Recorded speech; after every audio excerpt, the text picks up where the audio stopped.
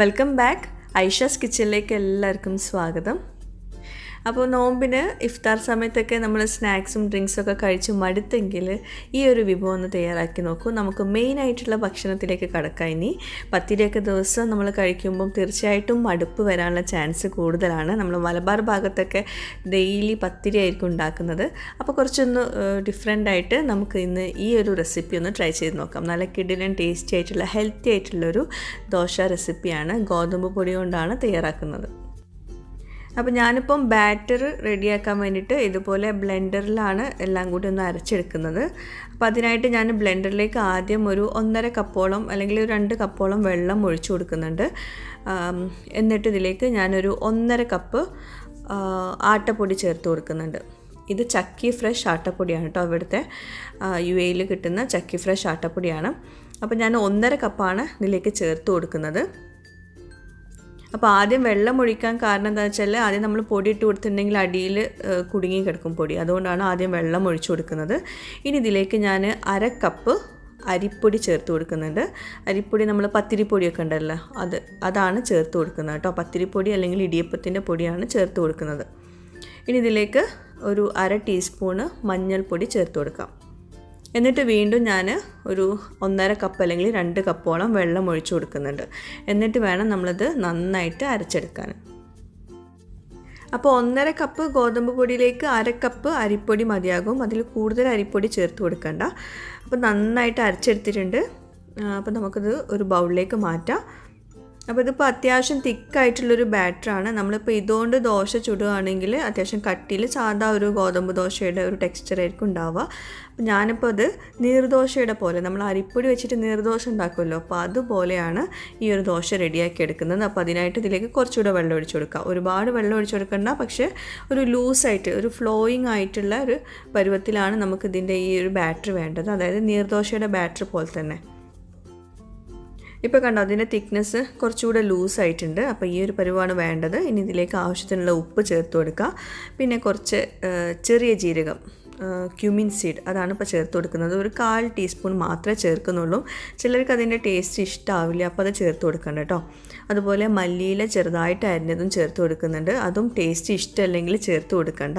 അതിന് പകരം വേറെ എന്തെങ്കിലും പാലക്കിൻ്റെ ഇലയോ അതൊക്കെ ചേർത്ത് കൊടുക്കുക കേട്ടോ. അല്ലെങ്കിൽ മൈക്രോ ഗ്രീൻസ് ഉണ്ടെങ്കിൽ അത് ചേർത്ത് കൊടുക്കുക. ഒരു ഭംഗിക്ക് വേണ്ടി മാത്രമാണ് ആ ഒരു ലീഫ് ഇട്ട് കൊടുക്കുന്നത്. ഇവിടെ അത് കുഴപ്പമില്ല, ഇഷ്ടമാണ്.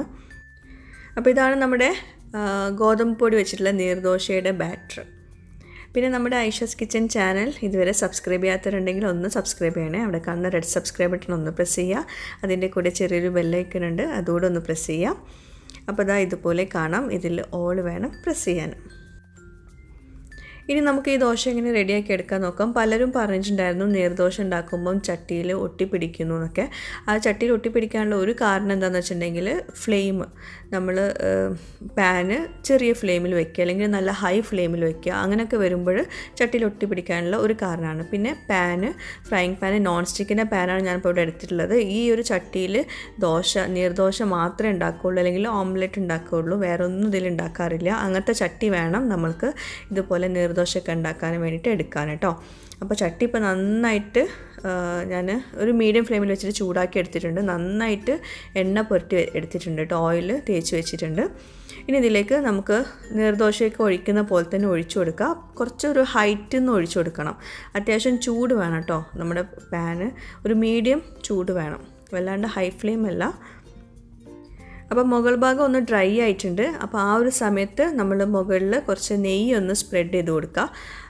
എന്നിട്ട് ഇതൊന്ന് തിരിച്ചിട്ട് കൊടുക്കണം. നമ്മൾ സാധാരണ നീർദോശ തിരിച്ചിട്ട് കൊടുക്കാറില്ല, പക്ഷേ ഈ ദോശ നമ്മൾ തിരിച്ചിട്ട് കൊടുക്കണം, ഗോതമ്പ് പൊടി ആയതുകൊണ്ട്. എന്നാലേ ഒരു ചെറിയൊരു ക്രിസ്പിനെസ് 2 ഭാഗത്തുണ്ടാവുള്ളൂ. അല്ലെങ്കിൽ ദോശകൾ തമ്മിൽ ഒട്ടിപ്പിടിക്കാനുള്ള ചാൻസ് ഉണ്ട്. അപ്പോൾ അതുകൊണ്ടാണ് നമ്മൾ നെയ്യ് പുരട്ടിട്ട് ഒന്ന് തിരിച്ചിട്ട് കൊടുക്കുന്നത്.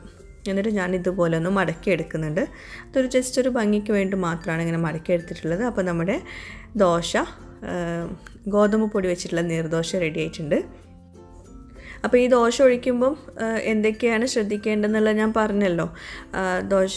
ദോശച്ചട്ടിയുടെ ചൂട്, അതുപോലെ പാന്, നോൺ സ്റ്റിക്കിൻ്റെ പാന്, പുതിയ പാനൊക്കെ ആണെങ്കിൽ നമ്മൾ വിചാരിച്ച പോലെ കിട്ടില്ല. കുറച്ച് നമ്മൾ ഉണ്ടാക്കി തഴങ്ങിയിട്ടുള്ള തഴമ്പ് തട്ടിയിട്ടുള്ള പാൻ എന്നൊക്കെ പറയുമല്ലോ, അങ്ങനത്തെ പാനിലാണ് നമ്മൾക്ക് ആ ഒരു പെർഫെക്റ്റ് ആയിട്ട് ഉള്ള ടെക്സ്ചറിൽ കിട്ടുള്ളൂ. പിന്നെ ഈ ഒരു ദോശ ഉണ്ടാക്കുമ്പോൾ നിങ്ങൾ അടിഭാഗം നന്നായിട്ട് എന്താ പറയുക, ചെറിയൊരു ക്രിസ്പിനെസ്സോട് കൂടിയിട്ട് ഈ ഒരു ദോശ എടുക്കുമ്പോൾ നല്ല ടേസ്റ്റാണ്. അപ്പോൾ നല്ല സോഫ്റ്റ് ആയിട്ടുള്ള ദോശയാണ്, എന്നാൽ നല്ല ചെറിയൊരു ക്രിസ്പിനെസ്സോട് കൂടിയിട്ടുള്ള ദോശയാണ്. നല്ല ടേസ്റ്റാട്ടോ കഴിക്കാൻ. സാധാരണ ഈ ഗോതമ്പ് ദോശ ഒന്നും ചിലർക്കൊന്നും ഇഷ്ടാവില്ല. അപ്പോൾ ഈ ഒരു ടൈപ്പിൽ ഉണ്ടാക്കി കൊടുക്കുകയാണെങ്കിൽ എല്ലാവരും ഗോതമ്പ് ദോശ കഴിക്കും. അപ്പോൾ ദാ നമ്മുടെ ഗോതമ്പ് ദോശ റെഡി ആയിട്ടുണ്ട്. അപ്പോൾ എല്ലാവർക്കും ഇഷ്ടമായിട്ടുണ്ടാവുമെന്ന് വിശ്വസിക്കുന്നു. കാരണം നീർദോശ ഒട്ടുമിക്ക പേർക്കും ഇഷ്ടമാണ്.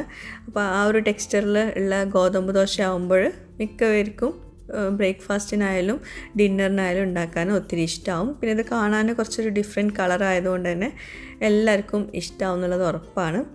അപ്പോൾ ഞാനിതിൻ്റെ കൂടെ സെർവ് ചെയ്യാൻ പോകുന്നത് തേങ്ങാപ്പാൽ കറിയാണ്, ചിക്കൻ തേങ്ങാപ്പാൽ കറിയാണ്. ഇതിൻ്റെ കൂടെ വേറെ പ്രശ്നം എന്താ വെച്ചാൽ ഇതിൻ്റെ കൂടെ ചമ്മന്തി ഒന്നും ടേസ്റ്റ് ഉണ്ടാവില്ല കേട്ടോ. അതുപോലെ കറി വേണം. കറി കൂട്ടി കഴിക്കാനാണ് ഈ ഒരു ദോശ ടേസ്റ്റ്. അതൊന്ന് പ്രത്യേകം ശ്രദ്ധിക്കുക. ഇനിയിപ്പോൾ പച്ചക്കറി ആണെങ്കിലും വെജിറ്റബിൾ കുറുമയാണെങ്കിലും അല്ലെങ്കിൽ സ്റ്റൂ ആണെങ്കിലും ഫിഷ് കറി ആണെങ്കിലും എന്തെങ്കിലും ഒരു കറി മതി. കറി കൂട്ടി കഴിക്കാനാണ് ഈ ഒരു ദോശ സൂപ്പർ ടേസ്റ്റ് കേട്ടോ. അപ്പോൾ ഞാൻ മുമ്പ് പറഞ്ഞിട്ടുണ്ടായിരുന്നു എനിക്ക് ദോശയിൽ പല വെറൈറ്റീസും ട്രൈ ചെയ്യുന്നത് ഭയങ്കര ഇഷ്ടമാണെന്ന്. അപ്പോൾ ഞാൻ ഇതിൽ ഗോതമ്പ് പൊടിൻ്റെ കൂടെ ആ ഒരു അരിപ്പൊടി ചേർത്തില്ലേ, അതാണ് ഈ ഒരു ദോശയുടെ ഒരു ടെക്സ്ചറിനെ മാറ്റം വരുത്തിയിട്ടുള്ളത്. അരിപ്പൊടി ചേർത്തിട്ടില്ലെങ്കിൽ ആ ഒരു ടെക്സ്ചർ ഇതുപോലെ ഈ ഒരു ടെക്സ്ചറിൽ കിട്ടില്ല. ഭയങ്കര സോഫ്റ്റായിട്ട് വേറൊരു ടെക്സ്ചറായിരിക്കും ഉണ്ടാവുക. അരിപ്പൊടിയാണ് ചെറിയൊരു ക്രിസ്പിനെസ് കൊടുക്കുന്നത് കേട്ടോ. അപ്പോൾ അത് ഇങ്ങനെ ഇരിക്കും നമ്മുടെ ദോശ. പിന്നെ ഇഫ്താറിന് എല്ലാവർക്കും ഇഷ്ടം വളരെ ലൈറ്റായിട്ടുള്ള എന്തെങ്കിലും വിഭവങ്ങളാണ്. അപ്പം ഇതുപോലെ ലൈറ്റായിട്ടുള്ള ദോശ, പത്തിരി അങ്ങനത്തെ സംഭവങ്ങളൊക്കെയാണ് എല്ലാവർക്കും ഇഷ്ടം. അപ്പം ഈ ദോശ ഉണ്ടാക്കാനും എളുപ്പമാണ്, നല്ല ടേസ്റ്റുമാണ്, വളരെ ലൈറ്റായിട്ടുള്ളൊരു വിഭവമാണ്. അപ്പോൾ ട്രൈ ചെയ്ത് നോക്കുക, എന്നിട്ട് എനിക്ക് ഫീഡ്ബാക്ക്സ് എഴുതി അറിയിക്കുക.